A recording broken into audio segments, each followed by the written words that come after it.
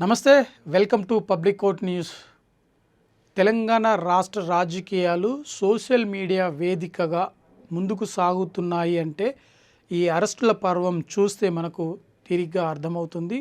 కాంగ్రెస్ పార్టీకి సంబంధించి సోషల్ మీడియాను నిర్వహిస్తున్న ఏదైతే టీం ఉందో అందులో సుమారు 5 మందిని పోలీసులు అదుపులోకి తీసుకున్నారు. సిసిఎస్ పోలీసులు ఈ కేసుకు సంబంధించి విచారణ చేస్తున్నారు.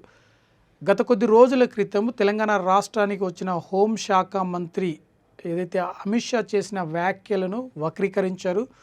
కొన్ని మాటలు తొలగించి మరికొన్ని మాటలను యాడ్ చేసి రిజర్వేషన్కు సంబంధించి కొంత ఆందోళనకర చెందే విధంగా, ప్రజలను ప్రభావితం చేసే విధంగా ఈ వ్యాఖ్యలు ఉన్నావని చెప్పి పోలీసులకు ఫిర్యాదు చేయడంతో వారిని అదుపులోకి తీసుకున్నారు. మరొక వైపు ఢిల్లీ పోలీసులు సైతం హైదరాబాద్కు వచ్చి గాంధీ భవన్లో ఉన్న ఏదైతే ఈ సోషల్ మీడియా నిర్వహిస్తున్నారో వారికి నోటీసులు కూడా జారీ చేయడం జరిగింది. ప్రత్యేకంగా ఇది ఒక టీం ఉన్నారు. ఆ టీంలో మొత్తం 6 సభ్యులు ఉంటే 5గురికి మరి పోలీసులు నోటీసులు జారీ చేయడం జరిగింది. దీనికి సంబంధించి మే 1న పూర్తి స్థాయిలో వివరణ ఇవ్వాలి, లేదంటే ఆ పోస్టులకు సంబంధించి పూర్తి స్థాయిలో డిలీట్ చేయాల్సిన అవసరం ఉంది అని చెప్పి పోలీసులు హెచ్చరించడం జరిగింది.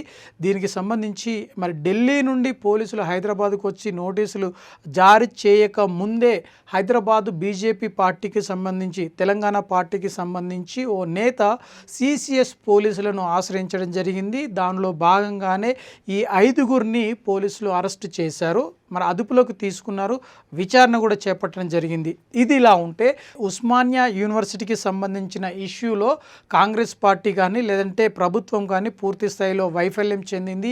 ఈ వేసవి సెలవుల సందర్భంగా అక్కడ ఉంటున్న ఏదైతే నివసిస్తున్న విద్యార్థులకు సంబంధించి తాగునీరు అందడం లేదు, భోజనాలు లేవు, అంతేకాకుండా పవర్ కట్స్ కూడా కొనసాగుతున్నాయని చెప్పేసి బీజేపీ అంటే బీఆర్ఎస్ పార్టీకి సంబంధించిన సోషల్ మీడియా కన్వీనర్గా పనిచేస్తున్న మన్నె క్రిషాంక్ను పోలీసులు అరెస్టు చేయడం జరిగింది. అంతేకాకుండా తను హైదరాబాదు నుండి మరి కొత్తగూడెం వెళ్తున్న తరుణంలోనే, ఆ సందర్భంలోనే ఆయన మరి పతంగి టోల్ గేట్ ఉందో అక్కడ వారిని అదుపులోకి తీసుకొని కోర్టులో హాజరుపరిచి అనంతరం ఆయనను మరి జడ్జి 14 రోజుల రిమాండ్ విధించి మరి చెంచల్గూడ జైలుకు పంపించిన సంఘటన మనం తెర మీదకి రావడం జరిగింది. అంటే ఈ 2 విషయాలను మనం సాధారణంగా గమనించినట్టయితే ఇప్పుడున్న రాజకీయ పరిణామాలు పూర్తి స్థాయిలో సోషల్ మీడియాను బేస్ చేసుకొని వారి ప్రచారం చేస్తున్నారు.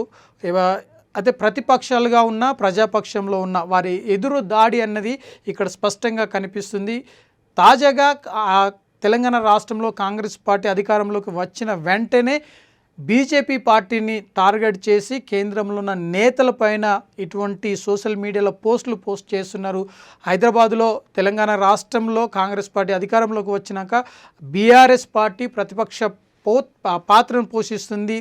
దానికి సంబంధించి కూడా ఆ నేతలు కాంగ్రెస్ పార్టీని పూర్తి స్థాయిలో విమర్శించేందుకు, లేదంటే సోషల్ మీడియా వేదికగా అస్త్రాలను సిద్ధం చేసి ప్రచారం చేస్తున్నారు. కాబట్టి ఇది ఖచ్చితంగా ఆయా పార్టీలకు భంగం కలుగుతుంది, లేదంటే ప్రజలను తమ వైపు అంటే తప్పుదారిలో నడిచేందుకు ఒక ఆస్కారం ఉంటుంది. కాబట్టి ఖచ్చితంగా ఆయా నేతలను అరెస్ట్ చేసిన పోలీసులు విచారించిన తర్వాత వారిపైన చర్యలు తీసుకునే అవకాశం ఉంది. మరొక వైపు బీఆర్ఎస్ పార్టీకి చెందిన నేత మన్నె క్రిషాంక్ను 14 రోజుల రిమాండ్కి పంపించడంతో ఇక్కడ అంటే సోషల్ మీడియాను తప్పుదారిలో వాడుకుంటే ఖచ్చితంగా చర్యలు తప్పవు అని చట్టము స్పష్టంగా హెచ్చరించింది. మరొక వైపు కాంగ్రెస్ పార్టీకి సంబంధించి 5గురు ఎవరైతే సోషల్ మీడియా నిర్వహిస్తున్నారో వారిని ఇప్పటికే సిసిఎస్ పోలీసులు అరెస్టు చేసి విచారిస్తున్నారు.